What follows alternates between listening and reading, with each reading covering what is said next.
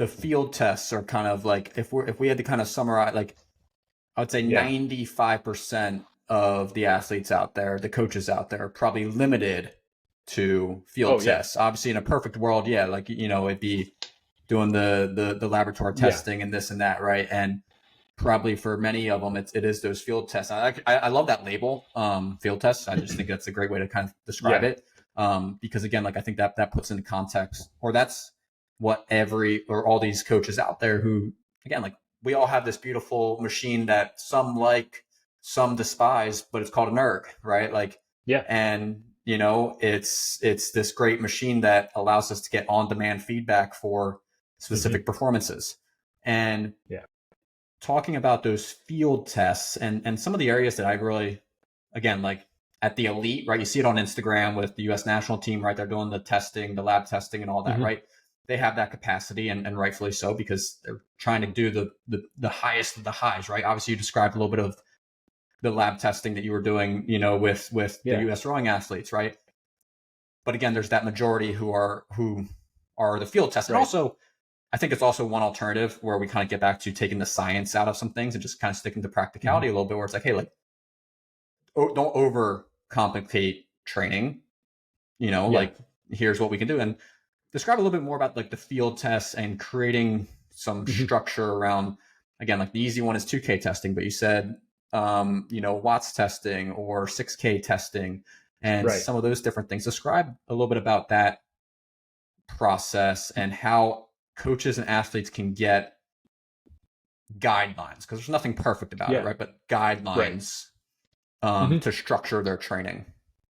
Yeah. So as you're talking about kind of like lab usage, right? Like that, those are really, I would say like their power shines when you're looking for that extra 1 to 5%, right? Like when you're dealing with the best athletes, or you have an athlete who's plateaued, like, okay, well, we just need to, we need a better tool, right? Um, to measure what we're looking at. A field test is great, and it was designed again for accessibility.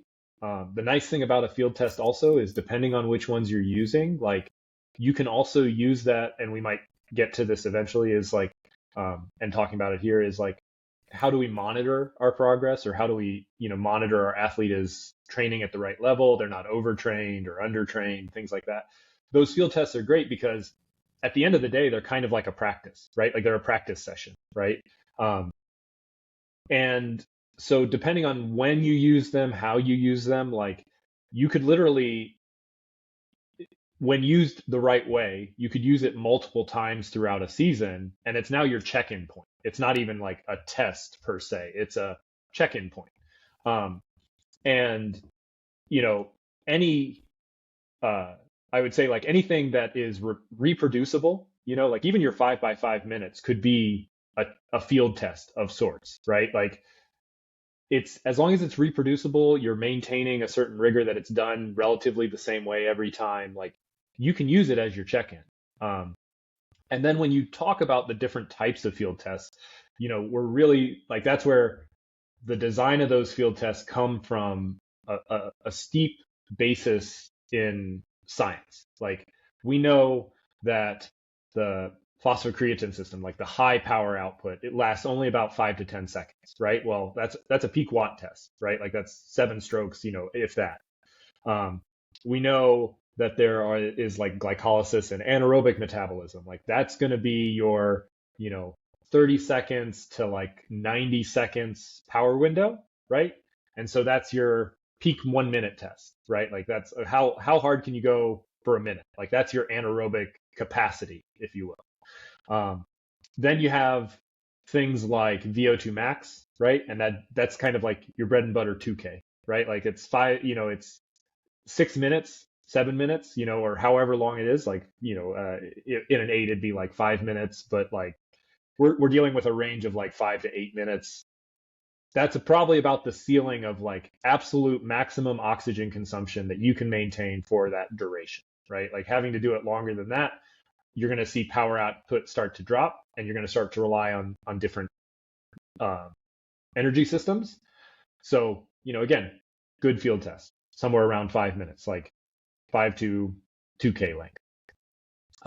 And then you have on top of that, then like what we'd call like your aerobic capacity. Like what's your kind of like all day pace or sorry, before that, we might even get to lactate threshold, right? Because 2K is above lactate threshold. Like a lactate threshold or an anaerobic threshold effort is something that, again, in cycling, we call it FTP. It's a 20-minute test. In rowing, we have a similar test. It's called a 6K. It's like around 20 minutes long. Like you start to see these like different modalities start to agree on some of these things, even though it was independently tested. Like about 20 to 30 minutes is what you can maintain at threshold pace. And then, like I said, there's aerobic endurance, right? Your kind of all day pace. Like what's the maximum pace you can do for, in cycling, it'd be like 2 hours, 3 hours. Like, and that would be like your 60-minute test, right? Or you're maybe not like, or you're just like longer endurance paces, things like that. Those might be your check-ins for like what your peak like critical speed was or something like that, where you're talking about like what's your kind of all day, what can you do and you maintain. Really the limiting factor on those all day paces are going to be like, did you eat enough that morning? Not the intensity was so hard that you couldn't keep doing, so you start to see these like trends happen, and then it's like finding a test that works for you, works for your squad, within those realms, right? Like we can argue semantics of using a 6K versus a 5K, right? And I would say for different populations, like a 5K is better than a 6K, because if we're talking about like a 20-minute effort, really we're talking about like a heavyweight male, right? But for an open weight female or a novice or a high school athlete, like the 5K might be the better choice there, because again, we're just trying to assess that 20-minute power,